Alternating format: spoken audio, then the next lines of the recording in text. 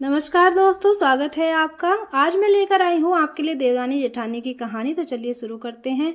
सुनैना और सुरेखा यह दोनों देवरानी जेठानी थी। जेठानी सुनैना नौकरी भी करती थी और देवरानी सुरेखा यह घर संभालती।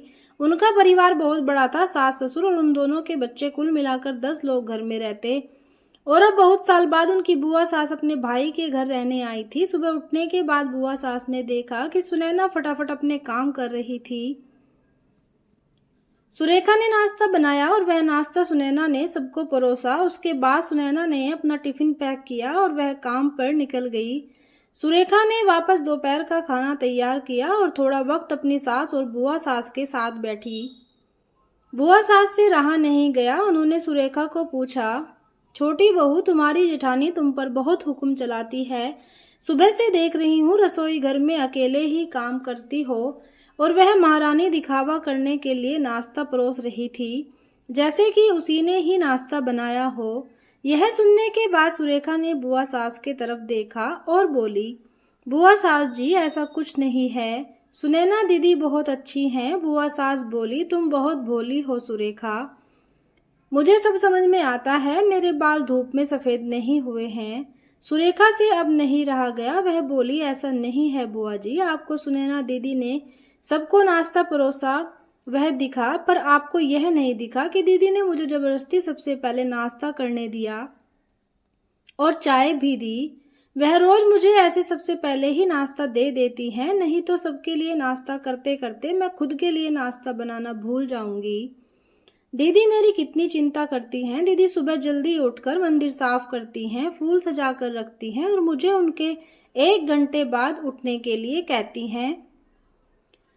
शाम को आते समय बाजार से सब्जी भी लेकर आती हैं, क्योंकि हमारे मिस्टर रात को देर से आते हैं और मम्मी जी को सुनैना दीदी ने बाजार में जाने की मना किया है, क्योंकि अब उनकी उम्र 60 साल से ज्यादा हो गई है।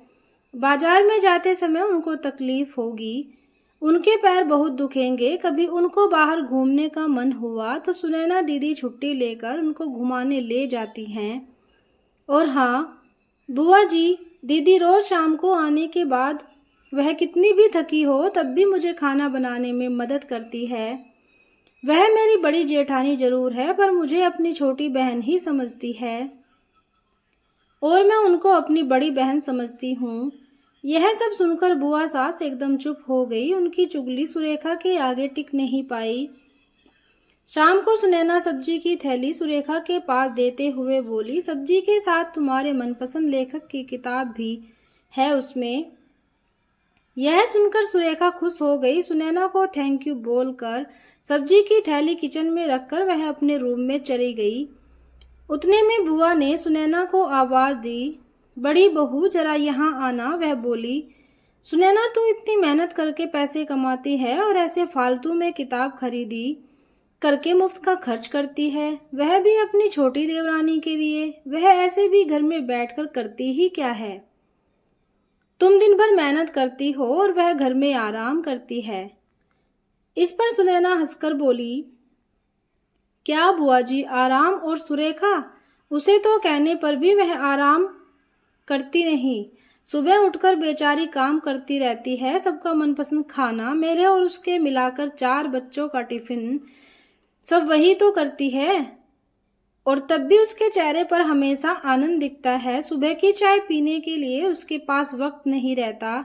दोपहर को जब बच्चे घर आते हैं तो उनका खाना, होमवर्क सब वही देखती है। इसलिए मुझे बच्चों की टेंशन नहीं है और इसलिए ही मैं ऑफिस में मन लगाकर काम कर पाती हूँ।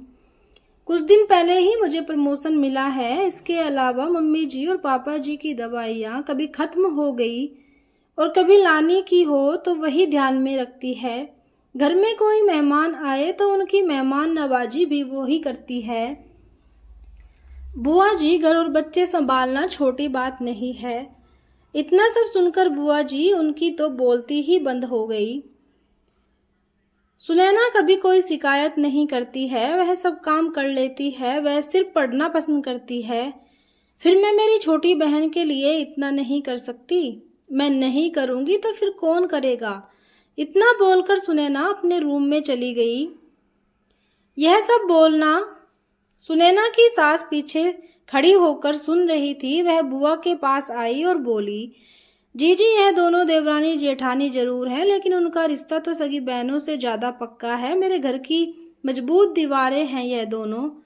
पहले मैं भी एक बुरी सास थी, हमेशा इन दोनों में झगड़ा लगाने का प्रयास करती थी, पर यह दोनों के प्यार के आगे मैं भी हार गई। वैसे भी झगड़ा लगाकर नुकसान तो हमारे ही घर का होगा ना।